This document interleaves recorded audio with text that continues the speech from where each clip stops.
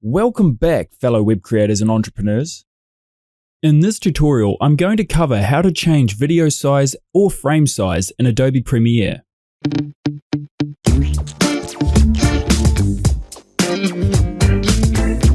As you can see, I have a video here that doesn't quite fit in the frame.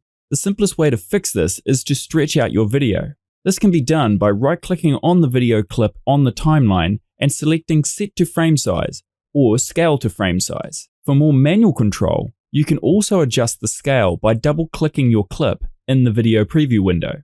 Handles will then appear on the corners of your video. Drag one of the handles to uniformly scale your video clip to fit the frame. If you need to stretch your video without locking to a uniform aspect ratio, go over to Effect Controls, and under Motion Properties, uncheck the Uniform Scale checkbox. Now, if you drag any handle again on your video, it will stretch instead of maintaining its original aspect ratio. Let's say you want to reduce the frame size of your whole sequence rather than stretching your video to fit into the frame. To do this, first right-click your video clip on the timeline and click Properties. This will open a small window showing that video's properties. Take note of the image size. In this case, it's 1280 by 720. Then go up to the Sequence menu and select Sequence Settings. Now adjust the frame size to the resolution of the original video.